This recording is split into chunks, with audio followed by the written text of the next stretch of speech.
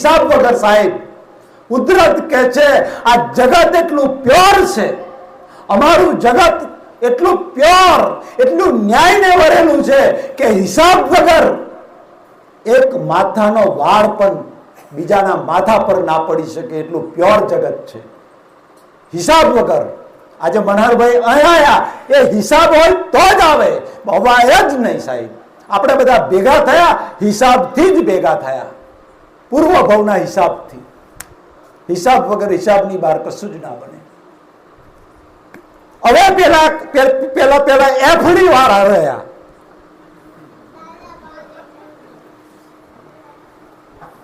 રોજ હવારો એફડીઓ ગણતા હતા. એમને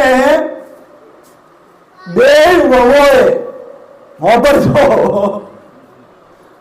બે વહોથી એકે વહુ સેવા કરવા તૈયાર નથી, રોટલો આવવા તૈયાર નહીં. લો રોટલો, કરોડપતિ માણસ, બેંકમાં કરોડો પડ્યા છે, હોટલમાં ટિફિન વધ્યું એ કાકાએ. બોલો શું કરવાના કરોડો રૂપિયા?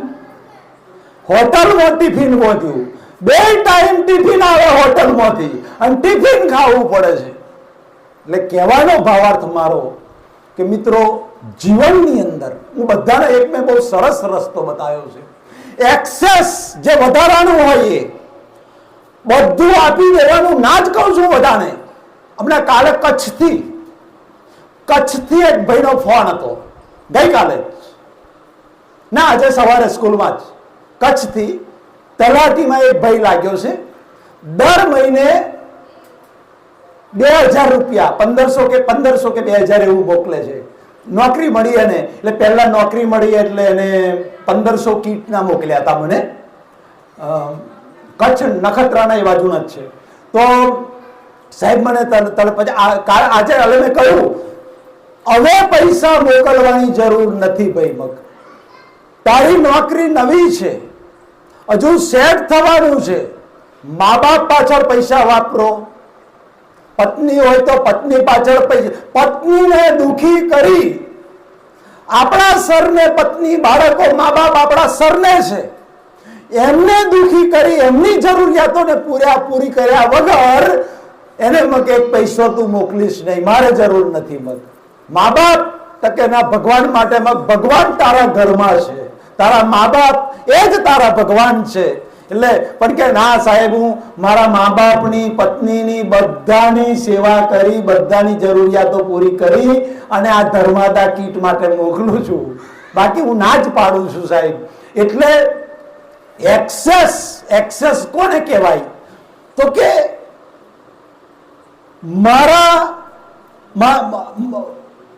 મારી પત્ની, મારા મા બાપ, મારા બાળકો જે મારા સરને આયા છે, એમની જરૂરિયાતો બધી પૂરી કરો તમે. પત્ની એમ કે મારે નવરાત્રીની જુદી જુદી 9 ચણિયા ચોરી જોઈએ, તો હું કહું એ લાયા લો. એને દુખી કરી ધર્માદા પૈસા મંદિરમાં આલવા ના જશો. તને મંદિરમાં ભગવાન દેખાય છે, તારી પત્નીમાં પરમાત્મા નથી. એટલે પત્નીમાં પરમાત્મા જોતા શીખ પેલા, પછી મંદિરમાં જો.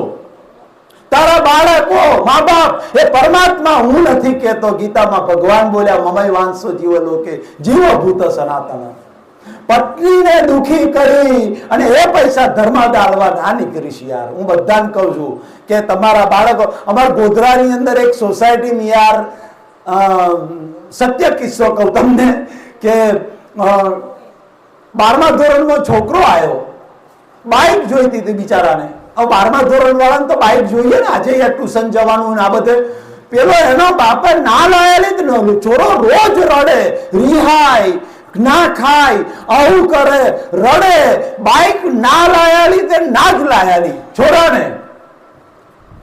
અને ગુરુજીની પધરામણી થઈ 6 મહિના પછી 51,000 રોકડા લખાઈ દીધા. એટલે ધૂળ પડી તારા 51,000 કારણ કે એનો નિયમ હતો કે 51,000 લખાવો તો જ પધરામણી થાય, ના થાય. અહીં તો ભાવ બોલાય છે. મેં તો આ મારી આંખે જોયું છે બધું. એટલે 51,000 લખાવો તો જ પધરોમણી થાય. તો પધરોમણી કરીને 51 આલ્યા તો તને 50-60,000 છોરાને તો દુખી કર્યો છે, તારા સરને આવ્યો છે.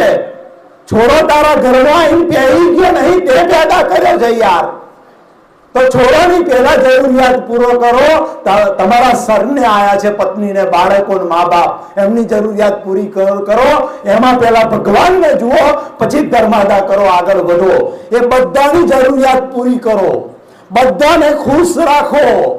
ત્યાર પછી મને શોભે એવું એક ઘર બનાવી દો. ઘર બની ગયું. છોકરાને સારામાં સારી સ્કૂલમાં ભણવા મૂકો. છોકરા ભણી ગયા, એમને નોકરી લગાડ દો. છોકરાઓની પાછળ સારામાં સારું લગ્ન કરો, ખર્ચો કરીને લગ્ન કરો. મને શોભે સમાજની અંદર કે ભાઈ મને મનોહરભાઈને કેવી શોભે, તા કે 15 લાખની ગાડી શોભે. હા તો 15 લાખની લઈ આવો. બરાબર, ગાડી આવી ગઈ, છોરાને પહેરાવી દીધા, છોરા સેટ થઈ ગયા, કમાતા થઈ ગયા, બધું થઈ ગયું, બધું સેટ થઈ ગયું. એટલે હવે છોરા એમ કે, ઉપરથી છોરા એમ કે પપ્પા હવે તમે છે ને તમારી જાતે પૈસા વાપરો, અમારે જરૂર નથી, અને તમે તમારી રીતે જે વાપરવા હોય તો ધર્માદા. આને હું એક્સેસ કહું છું, વધારાનું. છેલ્લે છોરા એમ કે અમારે હવે પૈસાની જરૂર નથી. ત્યારે પછી એ પૈસાને પરમાર્થ માટે તમારી આજુબાજુ કોઈ દુખી હોય, જરૂરિયાત વાળો હોય, કોઈને ખોરાકની જરૂર છે, કોઈને કપડાની જરૂર છે, કોઈને દવાની જરૂર છે, ગમે એને તમે એના માટે તમે એક્સેસ જે વધારાનું છે એને પુણ્યમાં કન્વર્ટ કરી દો. કારણ કે કુદરત કે છે કે 2 આંખો બંધ થશે ને ત્યારે અહીં જે રહ્યું ને એ અમારી જપ્તીમાં આવી જશે, અમે એને જપ્ત કરી લઈશું. તારી સાથે માત્ર પાપ અને પુણ્ય, સારા અને ખરાબ કર્મો, એ સિવાય બીજું કશું આવવાનું નથી. સિકંદર, નેપોલિયન અને હિટલર હાથ ઘસી ઘસીને જતા રહ્યા સાહેબ. ચક્રવર્તી રાજાઓ કશું જોડે ના આવ્યું તો આપણે કયા જાતનું ખોડી બારું. એટલે હું બધાને એમ કહું છું કે તમે, કારણ કે અહીંયાથી અમેરિકા જઈએ તો આપણને ખબર છે કે અમેરિકામાં રૂપિયા ના ચાલે, ત્યાં ડોલર ચાલે. તે હવે તો બહુ વિદેશ જવાનો ક્રેઝ ચાલ્યો છે. અરે ઘણા તો ગોમ હોવ જમાડેલો.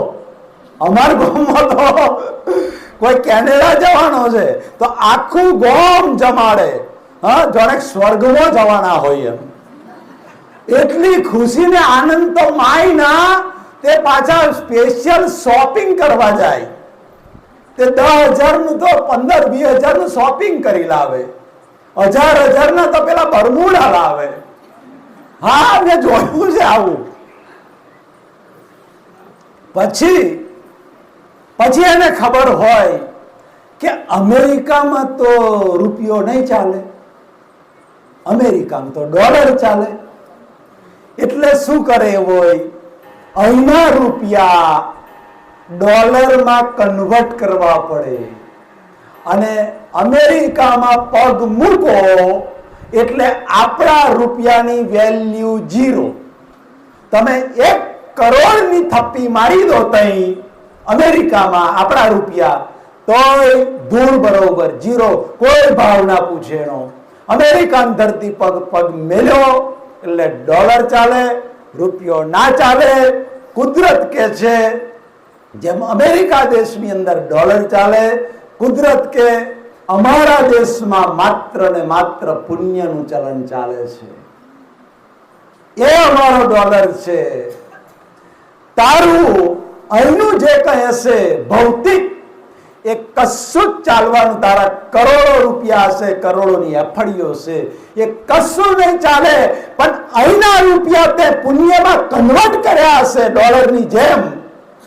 તો જેટલું તે કન્વર્ટ કર્યું હશે પુણ્યમાં, પરોપકાર પરમાર્થ માટે, એ કન્વર્ટ કર્યું હશે એ તારી સાથે જશે અને એ તારી સારી કે ખરાબ ગતિનું કારણ બનશે. એટલે ખાસ હું બધાને કહું છું કે કશું નહીં તો માત્ર ને માત્ર બીજાને સુખી કરવાના ભાવ કરો. ભાવ વિજ્ઞાન તો બહુ ઊંડું છે, બહુ ઊંડું છે. 8 મહિના એની અંદર તો નીકળી ગયા છે ભાવ વિજ્ઞાનની અંદર તો. એટલે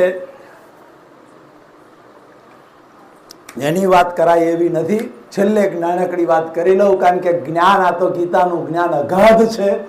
જ્યારે ચાલુ કર્યું તા મેં અધિક મહિના પૂરતું ચાલુ કરેલું કે અધિક મહિનો એકલો ચાલવું પૂરું કરી દઉં, પણ પછી તો ફોલોઅર્સ એટલા વધ્યા અને હવે તો કે મનહરભાઈ આ તમારે બંધ કરવાનું જ નથી.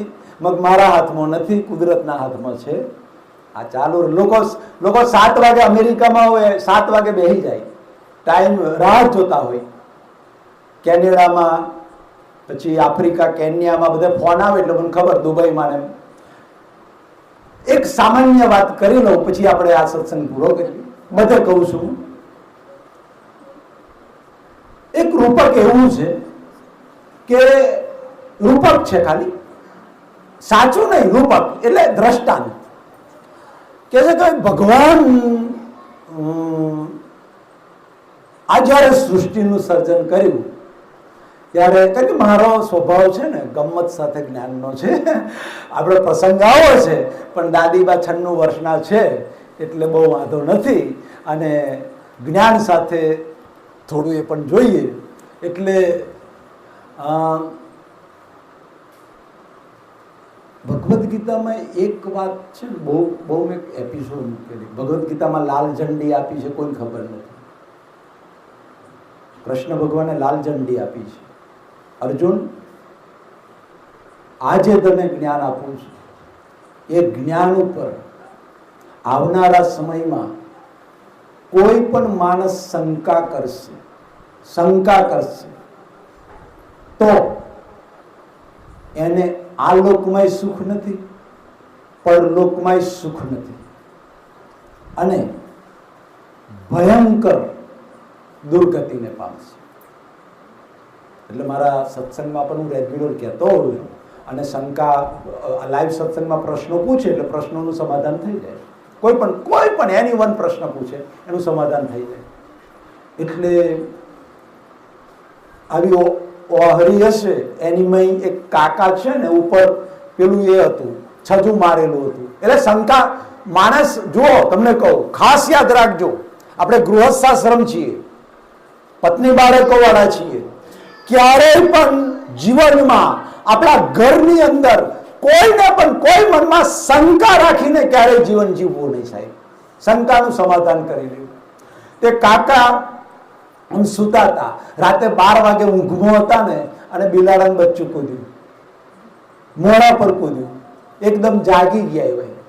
પણ બચ્ચું તો કૂદીને જતું રહ્યું, પણ એમને શંકા પહેરી ગઈ કે હારું બચ્ચું હું ગળી ગયો, મારા પેટમાં જતું રહ્યું, આવું થયું.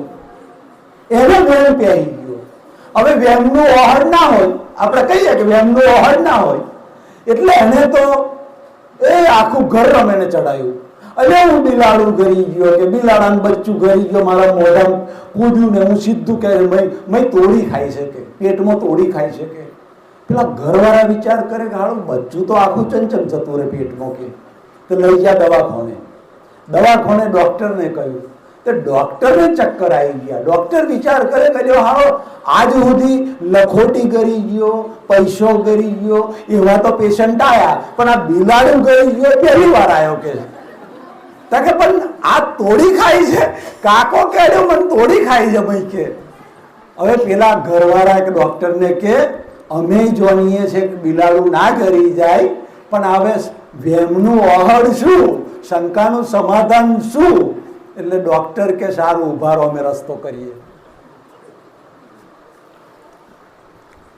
એટલે 2-4 ડોક્ટરો, મોટી હોસ્પિટલ હતી, 2-4 ડોક્ટરોએ કોન્ફરન્સ ભેગી કરી. 4 જણા ભેગા બેઠા ડોક્ટરો. આ કાકાને વેમ પહેરી ગયો છે. હવે કાકો ઊંધો નુગડો થાય છે કે હવે રસ્તો શું કરવાનો? ડોક્ટર બુદ્ધિશાળી હતો, એને રસ્તો બતાવ્યો. હવે એનો એક જ ઈલાજ છે, આ કાકાને આપણે ઓપરેશન થિયેટરમાં લઈ જવાનું, કાકાને બેભાન કરવાનો અને કાકાને કહીએ આપણે કે તમે ખરેખર બિલાડું ગરી ગયા છો, એટલે હવે ઓપરેશન કરીને અમારે કાઢવું પડશે.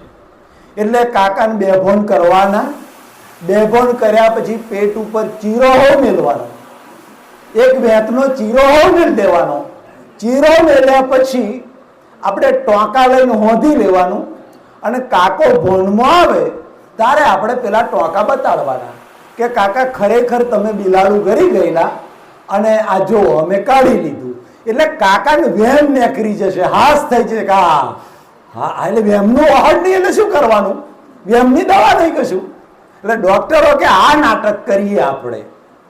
એમાં એક ડોક્ટર બુદ્ધિશાળી હતો, પણ વાત સાચી કે છે, પણ કાકો કદાચ બહુ બુદ્ધિશાળી આપણા કરતા અગમચેતી નીકળ્યો અને કાકો એમ કે છે કે તમે બિલાડું બહાર કાઢી બિલાડું લાવો બતાવો, તો શું કરીશું આપણે? એટલે ડોક્ટરો કે હા એક બિલાડું લાવો કે બચ્ચું, અને બચ્ચું રાખીએ આપણે કે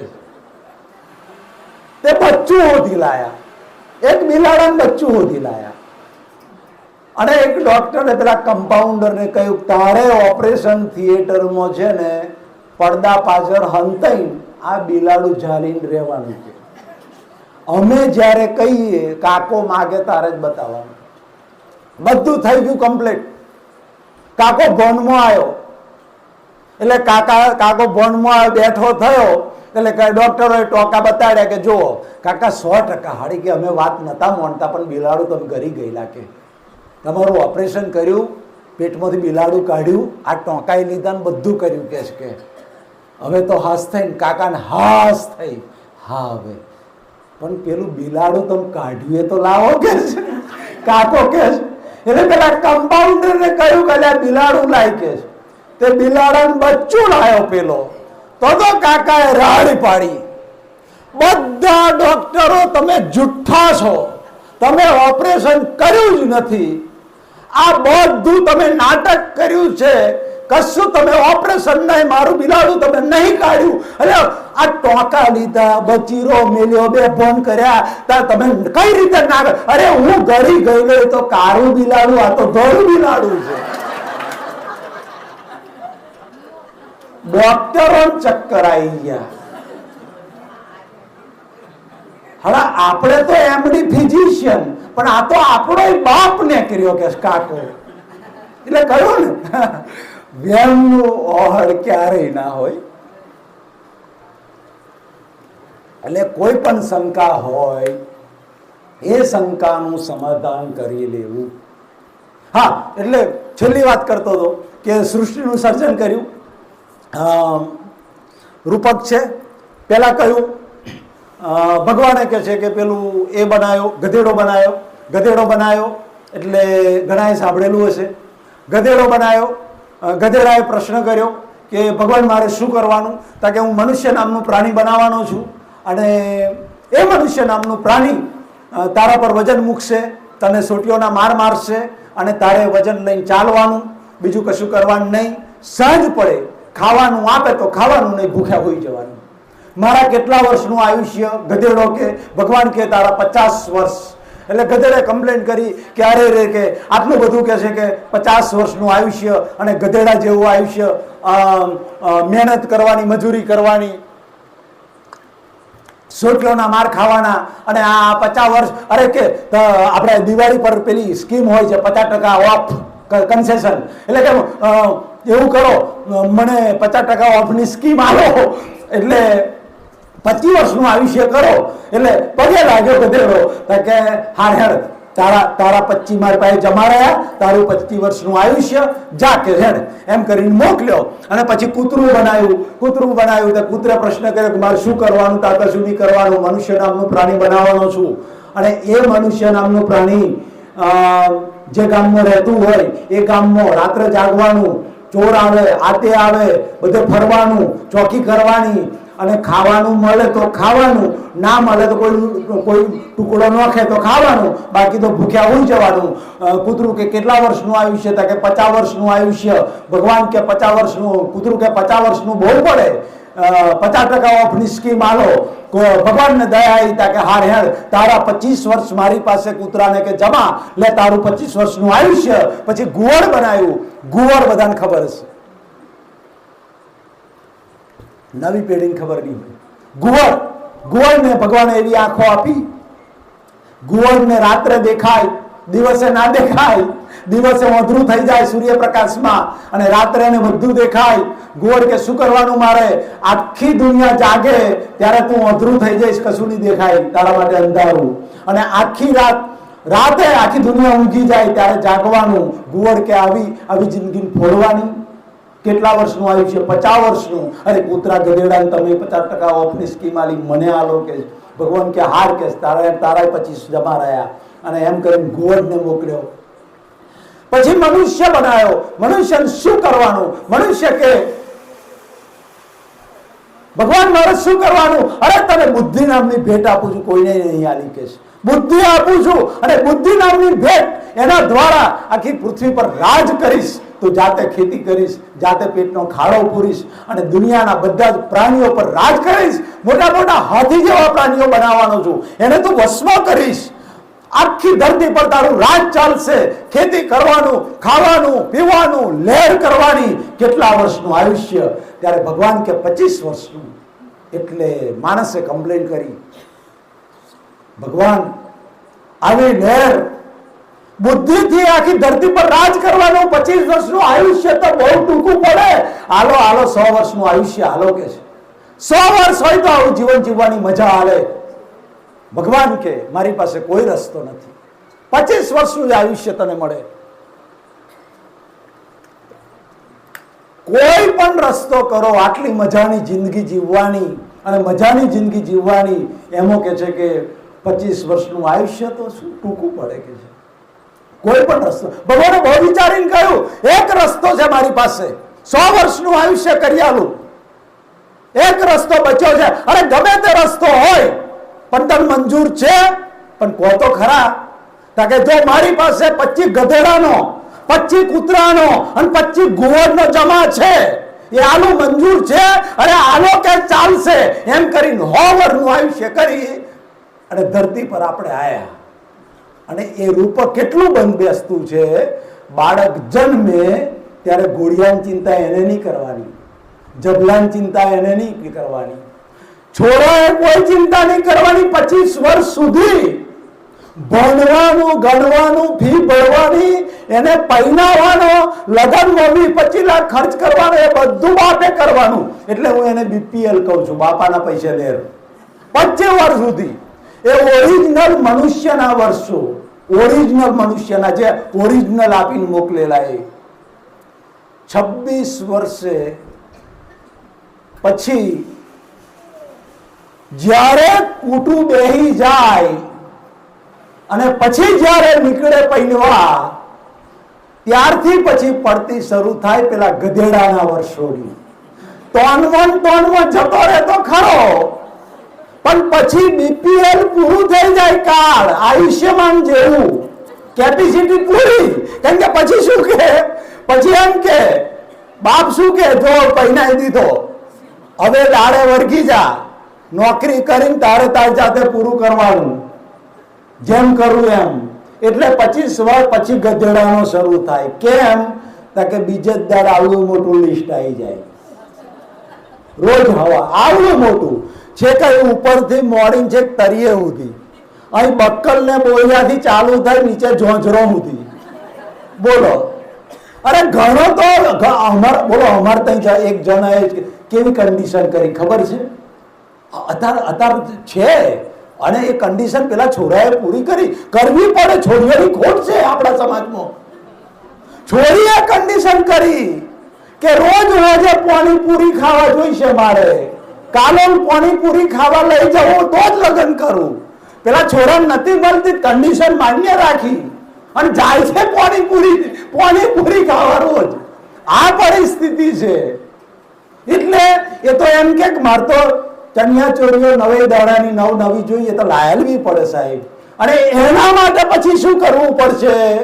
બીપીએલ કાર્ડ તો પૂરું થઈ ગયું, એટલે હવાર ટિફિનનું ડબલું જાય કંપનીમાં, 7-8 કલાકની નોકરી કરીને હોજા આવે, થાકેલો પાકેલો હોય, ટિફિનનું ડબલું નોખે, ટીવી ચાલતું હોય, એ પડ્યો હોય તે પલંગમાં આંખો મેચાઈ જાય, ખબર ના પડે, ઊંઘ આવી જાય. હું તો હાથ પગે ધોવાનારે કંપની એટલો થાકેલો હોય તે અમાર તો છે ને આ ગધેડાના વર્ષો શરૂ થાય, પાવાગઢ ઉપર અપડાઉન ચાલુ થઈ જાય. હવાર પાવાગઢ ઉપર મોચી પર ગધેડો જાય, મોજા આવે, દાડાના 2 અહીં અપડાઉન બસમાં ચાલુ થઈ જાય, ટિફિનનું ડબલું લઈ મોજે આવે. તો તઈ અમાર મોચી પર શું કરે ખબર છે માલિક? હોજે એક પેલા મફરીના ખોરનું, કપાસિયાના ખોરનું ઢેફું એ પેલા ગધેડાને આપી દે, તે ગધેડું ઢેફું ખાઈને શાંતિથી ઊંઘી જાય. તો આવાય છે તે આવીને પડ્યા હોય પેલા પલંગમાં અને ઊંઘી ગયા હોય થાકેલા પાકેલા, પેલી રવડામથી બોમ પાડે, ઓઢવો છે ખાઈ લો, બીજું કશું છે નહીં, તે તો આવે ઓઢવાનું ઢેફું ખાઈને ઊંઘી જાય.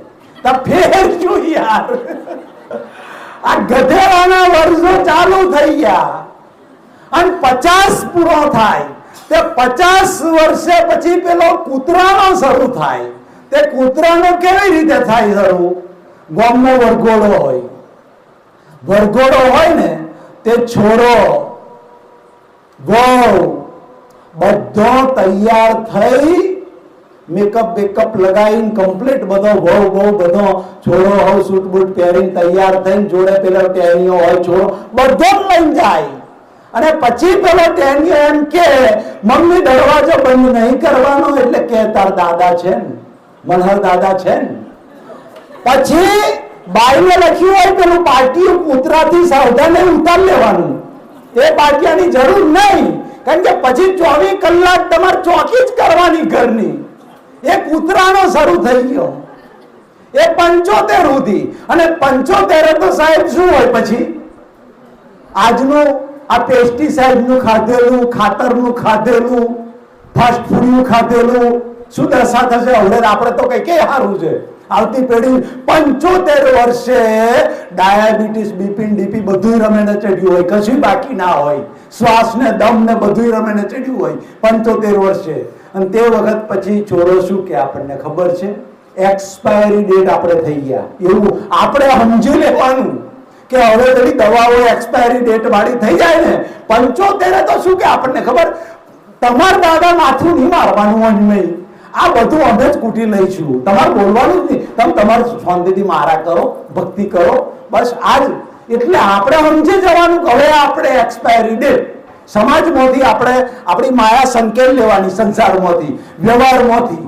અને પછી કશું ના હોય, 10 બાય 10 ની રૂમ હોય, તૂટેલી ખાટલી હોય, દવાની બાટલી હોય, પાણીની માટલી હોય, જોડે એક લાકડી હોય, બીજું કશું હોય નહીં. આટલી મૂડી ઊભી અને હવે દાદા તમે તો પુણ્ય કમાઓ અને શાંતિથી કરો. આ ગુવડનો શરૂ થયો, ગુવડને દાડે ઓધરું થઈ જાય અને રાતે દેખાય. તો પેલાને શું થાય? રાતે છે ને ભૂકી ખોસી ચડી હોય, સૂકી ઉજવા ચડી હોય, તે બધા ઊંઘી જાય ને તારા હરાતા 11 વાગે જ રમે ને ચડે બરોબર. 11 વાગે એવો દમ ચડે રમે ને ઊંઘી ઉધરો, તે આખી રાત ઉધરો ખા કરે. એ ગુવડના વર્ષો. આખી દુનિયા ઊંઘી જાય, તારે જાગવાનું, કુદરત કે તારે જાગવાનું. અને બીજા દાડે હવારમાં 10-11 વાગે છોરી આવી હોય, 2-3 છોરીઓ આવી હોય, હાડું આવ્યો હોય, હારાવેલી આવી હોય, આ બધો આવ્યો હોય, હારો આવ્યો હોય, તો આખી રાતનો ઉજાગરો મારે 11 વાગે આંખ મેચાઈ જાય, ખાધું હોય તે એ ઊંઘી જવાનું. આખી દુનિયા જાગે, તારે ઊંઘવાનું, અને આખી દુનિયા ઊંઘે, તારે જાગવાનું.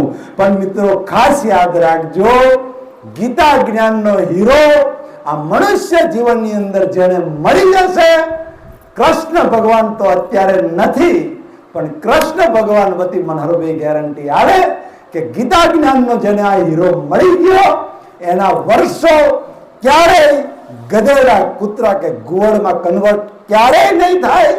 છેલ્લા શ્વાસ સુધી એના જે વર્ષો છે એનો એક એક શ્વાસ છે સાહેબ, એમાં જ્ઞાનનું બીજ પડે.